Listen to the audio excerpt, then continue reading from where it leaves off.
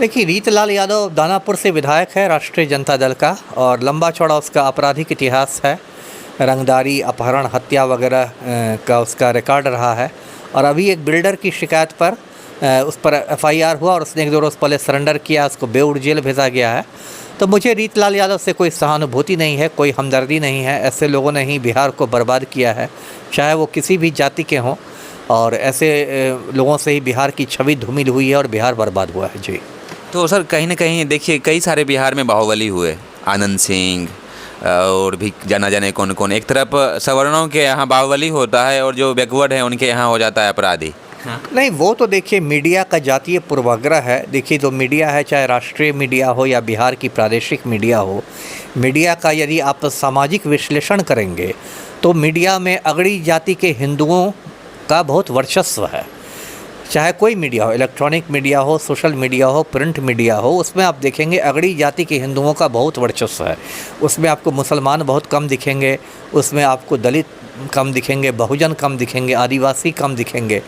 तो जो मीडिया का जातीय पूर्वाग्रह है वो तो कहीं ना कहीं सामने आ ही जाता है।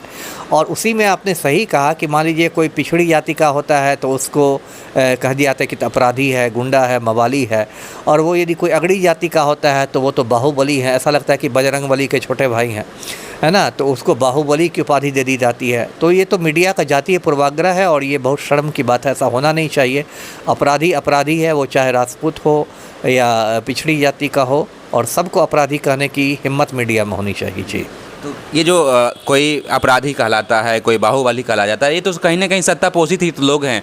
जितने भी आप जिसे बाहुबली कहा जाता है वो भी सत्ता पोषित लोग हैं। अभी अगर वो बैकवर्ड्स यानी कि लेफ्ट का कर रहा है राजनीति तो वो हो गए अपराधी, और राइट का कर रहा है तो वो बाहुबली हो गया। नहीं, वही बात है ना, कहते हैं ना, कृष्ण करें तो रास लीला, हम करें तो करैक्टर ढीला, है ना। भगवान कृष्ण यदि गोपियों के साथ नाचे गाएं, धूम मचाएं, तो ये तो प्रभु की रास लीला है।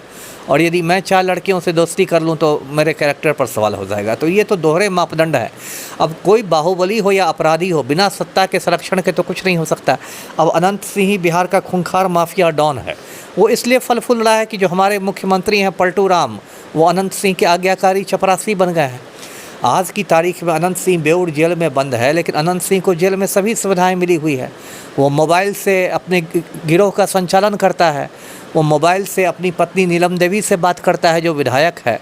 कायदे से अनंत सिंह को तिहाड़ जेल भेजना चाहिए, जैसे शहाबुद्दीन को तिहाड़ जेल भेजा गया, अनंत सिंह को भेजना चाहिए।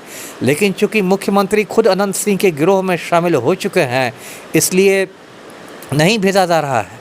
एक और मैं आपको दर्शकों को उदाहरण देता हूँ। रीतलाल यादव के घर तो पुलिस पहुंच गई, सुनील पांडे के घर पुलिस कब पहुंचेगी? ये भाजपा के नेता हैं सुनील पांडे, इसका बेटा तराड़ी से भाजपा का विधायक है विशाल प्रशांत। इस तस्वीर में दर्शक देख रहे हैं सुनील पांडे के हाथ में AK-47 राइफल है। ये एक प्रतिबंधित हथियार है, कोई भी व्यक्ति ये हथियार नहीं रख सकता है। फिल्म अभिनेता संजय दत्त के पास AK-56 मिला था तो मुन्ना भाई 3-4 साल तक जेल में रह गए थे। तो कायदे से सुनील पांडे के घर पर भी बिहार पुलिस को रेड करना चाहिए और ये AK-47 को बरामद करना चाहिए, जब्त करना चाहिए।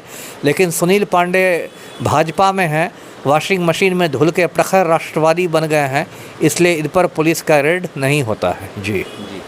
बाकी जिस प्रकार से पूरे देश में दोहरे मापदंड को लेकर आपका क्या प्रतिक्रिया है, कमेंट करके ज़रूर बताएं।